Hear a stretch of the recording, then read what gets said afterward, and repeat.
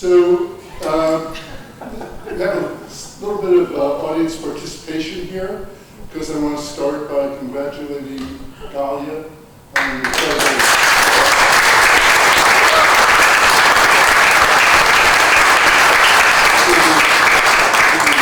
the amazing job you're doing as the director of LDI. And I want to thank the former directors, also worth another hand.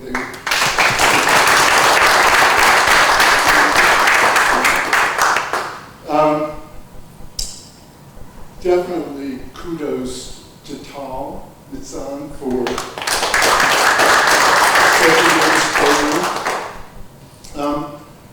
special thanks to Hanek Wolpe, who is Hanek? He's not here, no?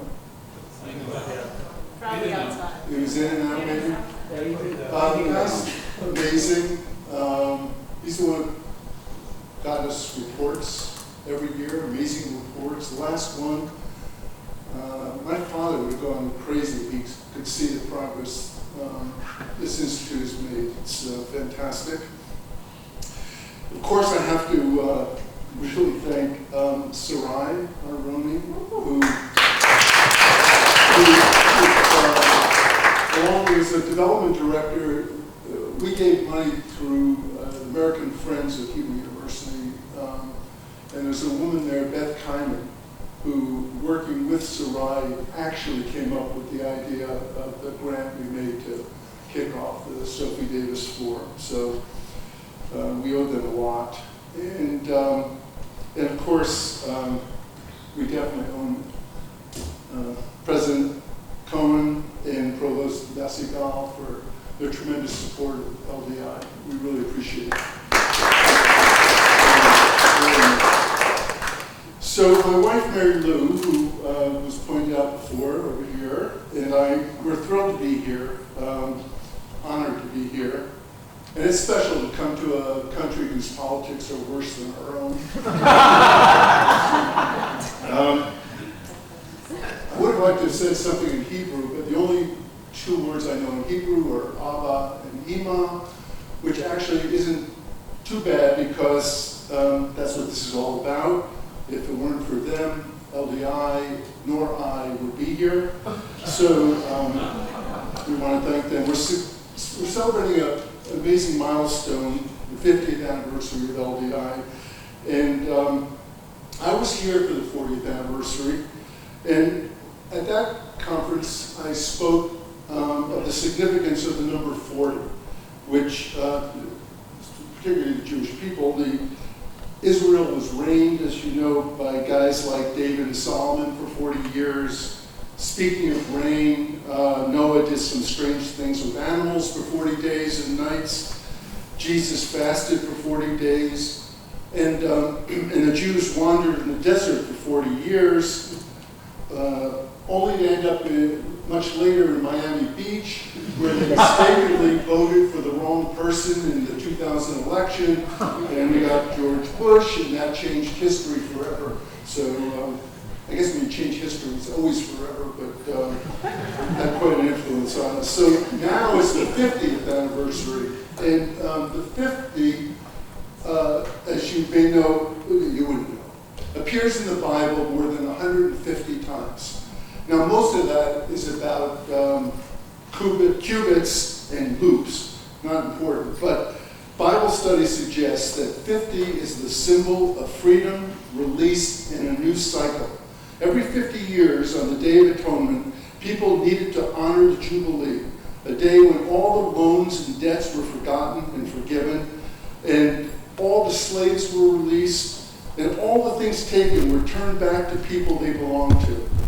It was a day when harmony was established. Now, that's a heck of an LDI mission statement, don't you think?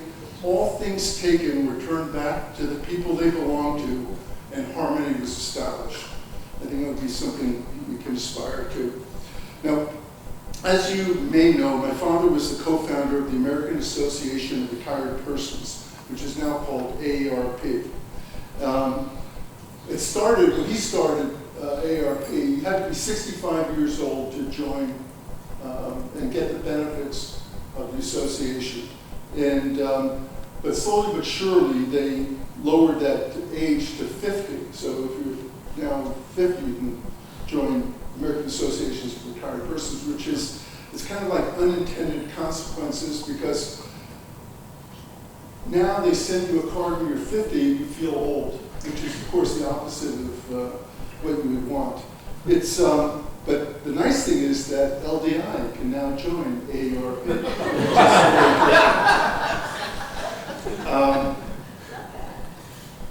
My father, you know, think about it. You know, we're talking about projecting 50 years in the future, and I'm trying to think, when my father signed the grant agreement to fund LDI, could he have imagined 50 years later what LDI would do, or what the world would have been like? I don't think that would have been possible. It was founded in 1972, and I took off a year from law school to work on the presidential campaign of George McGovern. In the biggest landslide in election history, in American election history, the American electorate chose our first modern-day presidential criminal, Richard Nixon. Unfortunately, as you know, history has a way of repeating itself. And, but as it's often said, at the end of the day, it is what it is, unless you change it. And that's why support of the Leonard Davis Institute is so important. It's a place that can spawn important changes. My mother, Sophie, died from cancer in 2000, and my father died shortly after from a broken heart. Although I suspect that that election has something to do with it as well. They've been married for 54 years, and they both grew up poor, but made beaucoup bucks before my father turned 40. And once he started to cash out, he turned to philanthropy, and thus begat LDI. I believe he was influenced, by the way, to engage with the American Friends of Hebrew University by a close family friend and Hebrew University supporter who some of you may know, Diane Belfer, who is one of the funniest women I have ever known. And actually, Barbara Mandel is another close friend of my parents. When my father felt his time was coming, he told my brother and I that he had done his philanthropy and that we had no obligation to continue any of it. My parents gave most of their estate to the foundation, which is split between my brother and I. I kept the name and decided that since it was their money, I would dedicate 1/3 of its grant making to support their legacy. This was somewhat selfish because it was a way for me to learn something about my parents and the things that they cared about. My parents and I had very different views about philanthropy. I had a little foundation when I was younger, and I was working on things like save the environment, promote gender and racial justice, a fair tax system, that sort of thing. My parents were creating 2 performing arts centers, a school of biomedical studies, and a school of gerontology, an institute on health economics, and guess what, an international relations institute. My plan was for this legacy program to build on their philanthropic successes by adding a 21st century sensibility, a mildly disruptive sensibility to the organizations they supported. So, for example, at the Norton Museum in West Palm Beach, where my mother had served on the board, the building and the CEO are named after its principal benefactor, Kenneth C. Griffin, the man perhaps most responsible for denying women their rights, thanks to the billions of dollars he's given to reactionary Republicans. This is not making a political statement there, it's just a fact.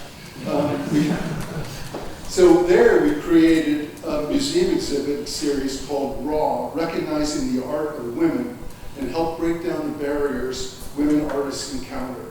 We made a condition of the university professorship endowment at the Leonard Davis School of Gerontology that it be a person of color there first. And we supported a feminist and gender diversity program in a male-dominated field of international relations at a male-dominated university in a male-dominated country.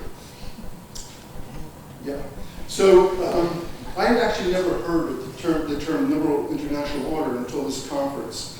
but I think it somewhat explains the trouble both of our countries are in. In the U.S., 51% of the Democrats, we have 51% of Democrats in the Senate representing 57% of the country, and yet they can't pass any laws thanks to some arcane filibuster rules.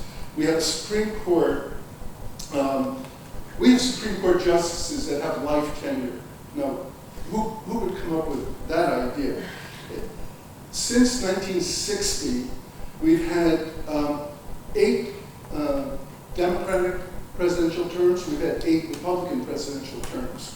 And yet during those 64 years, 15 judges have been appointed by Republicans and only 9 by Democrats, resulting in today's anti-democratic, anti-women, anti-climate, pro-gun, pro-business, 6-3 Republican majority on the bench. And as I understand it, you have some issues with your Supreme Court as well.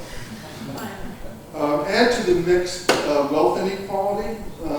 Last year I launched something called the Excessive Wealth Disorder Institute.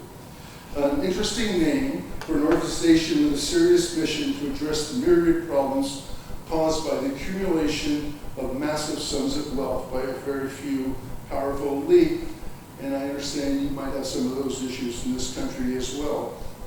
And I hope someday EWDI, which we call it, will have a joint conference with LDI since the issues overlap significantly. So here we have it. We have a rigged political system and a rigged economy, which leads to a climate of corruption at the highest levels of government. Again, something I think you can relate to. A climate of corruption and greed. And guess what? What we desperately need is climate change. So this makes me realize how important it is to have a bold, thoughtful, creative institute for international relations, a place where current and future leaders can learn and lead, and in particular, where women have a powerful voice. And so Mary Lou and I are very proud of our association with LDI. I was going to tell you, I don't think I'm going to do it, but maybe over drinks I'll tell you one of the greatest benefits I've had being associated with LDI, which has to do with that visit by Piki 10 years ago to San Francisco.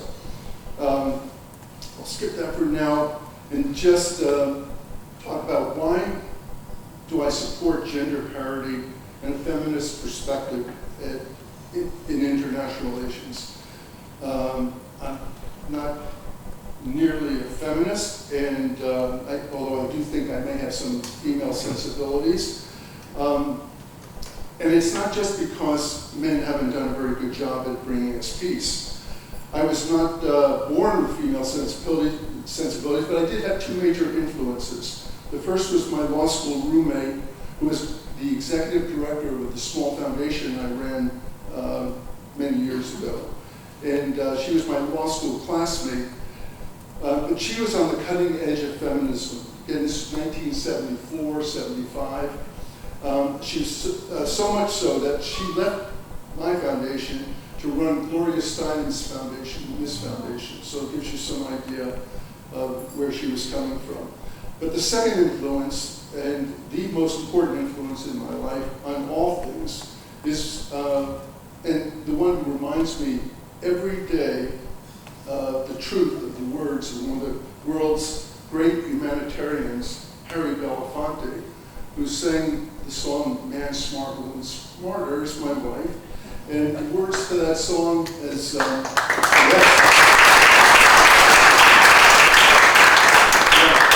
every day I'm reminded of this. I could try to sing it. No, yeah, I'll try. Don't mind. Not me, but the people. They say that the men are leading the women astray, but I say that the woman of today is smarter than the man in every way. That's it. So let me just say by congratulating everyone here. This is truly a magnificent event. My Abba and Ima would be incredibly proud. We're blessed, all of us here, in a secular sense, to be here in conversation, And Mary Lou and I are fortunate enough to be able to support the Institute and my parents' legacy. So onward to 60, Mazel Tov and Shalom. Thank you.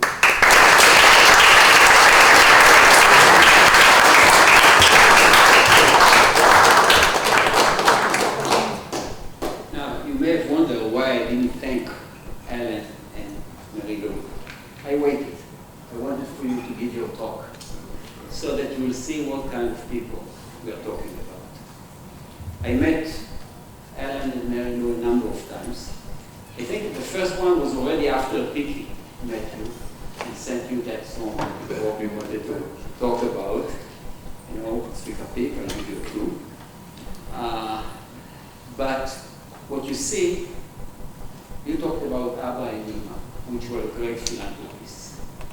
I want to talk about you, because you not only do philanthropy, you do it with passion for values that we all care about and try to promote as well. Please notice, by the way, that we had 4 great directors before you, but then we have a director, a woman.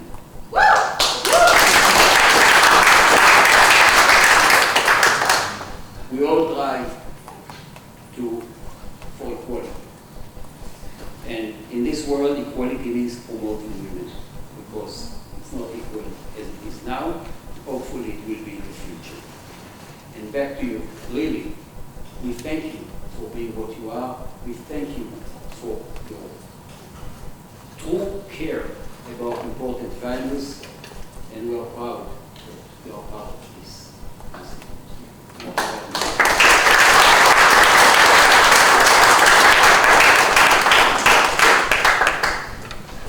Before you go, first you know it's all recorded, so you might be on YouTube for that.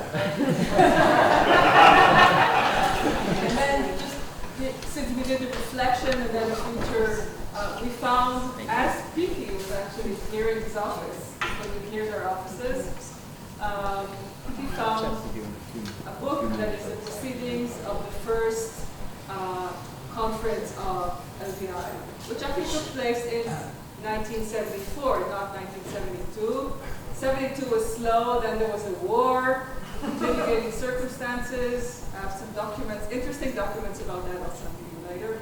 So the first conference was in 74. It has the mandate in it. It has Golda Meir as a discussant, Thomas Schelling,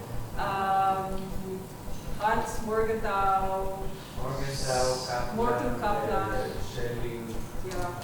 And a lot of our current emeritus professors, and I think even Emmanuel was there as a student, right? Yes. So we thought it's, you know, this belongs to you, not in our office. So for what it's worth, you know,